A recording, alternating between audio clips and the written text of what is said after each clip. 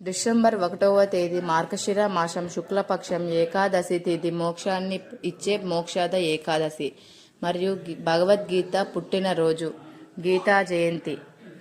మోక్షద ఏకాదశి రోజున నారాయణ్ణి పూజిస్తే జన్మజన్మల పాపాలు తొలగిపోతాయి, మోక్షం కలుగుతుంది. మనిషి ఎలా ఉండాలి, ఎలా బ్రతకాలి, సమస్యలు, కర్మఫలాలు ఇవన్నీ మనకి తెలిపిన భగవద్గీతే ఇది. భగవద్గీత పుట్టినరోజు ఈరోజు. పూజ ఉదయం సాయంత్రం లక్ష్మీనారాయణులు షోడశోపచారాలతో పూజ చేయాలి. పుష్పం తులసి దళాలతో, బిల్వపత్రాలతో, పసుపు రంగు పుష్పాలతో, ముఖ్యంగా ఇంట్లో పెంచుకున్న పువ్వులతో పూజ చేయాలి. దీపం పిండి ప్రమిదలలో దీపారాధన చేయాలి. ఉపవాసం ఉండేవాళ్ళు పాలు పండ్లు తీసుకొని రోజంతా ఉపవాసం ఉండి మరుసటి రోజు ఉపవారణ నివారణ చేయాలి. నైవేద్యం పచ్చకర్పూరం వేసిన తీపి పదార్థాన్ని నైవేద్యంగా సమర్పించాలి. పాటించవలసిన మంత్రం ఓం నమో భగవతే వాసుదేవాయ లేదా ఓం నమో లక్ష్మీ నారాయణాయ.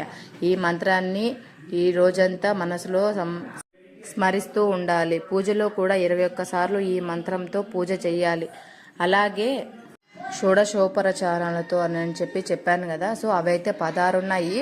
నేను మొత్తము కింద అయితే ఇస్తాను, ఒకసారి మీరు కూడా కావాలనుకుంటే చదవండి. డిస్క్రిప్షన్లో అయితే ఇస్తాను. ఓకే, మరి వెళ్ళే ముందు లైక్ అండ్ సబ్స్క్రైబ్ చేసేసి వెళ్ళండి. మా పూజ ఎలా ఉందో కూడా ఒకసారి కామెంట్ చేసేయండి. ఓకే, మరి నెక్స్ట్ వీడియోతో కలుద్దాం. ఓకే, మరి బాయ్.